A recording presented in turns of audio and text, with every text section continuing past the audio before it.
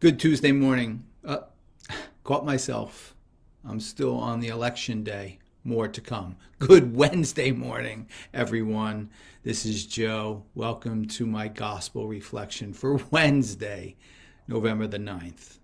Yeah, there was a slip there, and it wasn't, it certainly was not intentional, because I have become fascinated by the obsession with the election results from yesterday that are continuing into today. Now, you know, I don't get into political arguments. I'm very strong on that, so that is not for this page, and I ask you respectfully to respect that. However, whatever side of the aisle you were on, the obsession with it is just getting a little out of hand. I went to the gym today and I really was guilty myself, but then stopped by many people to talk about this candidate, that candidate. I can't believe this, I can't believe that. And here is just my thought for you on this today, which will roll into the gospel message. Let's spend as much or more time on our own life than worrying about the particular characteristics of these candidates. I know they represent us. I get that. But we only have so much control over that. We have so much more control over ourselves. And as I walked out of the gym, I made a promise to myself that I will have more time spent today and forward on worrying about what I can do better. What can make me a better, happier person? Because that's what it comes down to. It comes down to the fact that when we get obsessed with these things and these people that are outside of our control, our happiness will dim. Work on ourselves, work on what we can do, and things will get a little bit better and a lot happier. That's my thought, just for what it's worth, which I think it's worth a lot, truthfully.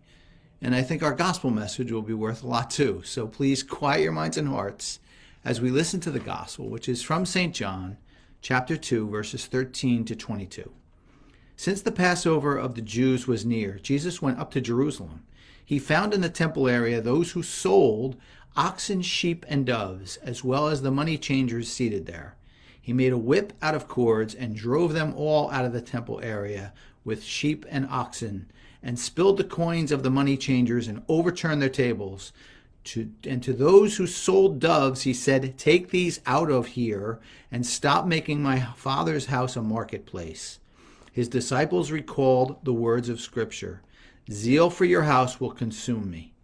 At this, the Jews answered and said to him, "What sign can you show us for doing this?" Jesus answered and said to them, "Destroy this temple, and in 3 days I will raise it up."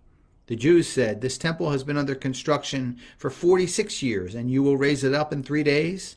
But he was speaking about the temple of his body. Therefore, when he was raised from the dead, his disciples remembered that he had said this, and they came to believe the Scripture and the word Jesus had spoken. Now, there are many gospel interpretations on this gospel as well as others. And yes, I look through them occasionally. Do I follow them? No. I will tell you that what you hear from me are my own thoughts, but I read them for my own background and understanding of where other people are coming from. And most people will interpret this gospel as that it was just the fact that they were doing a money exchange in the temple that angered Jesus. But look closely. Look closely and you will see that it was the animals who were being sold for profit in the temple that angered Jesus. He did not want them to be treated as such. Now, you know I stand very strong on my backing and advocacy of animals, and I always will, and that's the part of me that I look to get even better at from my earlier comments about the election results. However, it's clear to me, and it should be clear to all of us, that that is pointed out by the gospel evangelist John, that it was the animals that angered Jesus that were being sold there. He did not want them treated as such a low-level commodity and sold for profit in the temple. It is absolutely the case that I believe that was Jesus' anger was rooted there. So isn't it a sign for all of us, or a potential sign, or something for us to at least consider where we are right now on our advocacy and our love and respect of those who are created to share this planet with us, the animals that God created, to be a little bit more respectful of them? We could all do better. I always put my hand up. I'm putting it up again. I can do better. And maybe we can all do better. And maybe it's an area where we look to get a little bit better with how we treat animals. And no, I'm not asking you to change your lifestyle completely and become a vegan like that. No, I'm not doing that. I'm just asking you to consider some things. And when you open your mind and heart that way, maybe other things come clearer for you. Maybe other ways of becoming joyous and happy become clearer for you, because it's something very pure and real and actually very compassionate to be this much more on the side of the animals that God created. Jesus only got angry once, and it was here.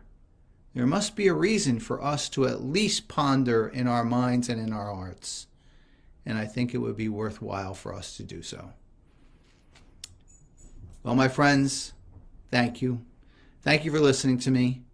I have really adapted this way of coming out with something that's kind of going on in the world to start, then go into the gospel, and there always seems to be a connection.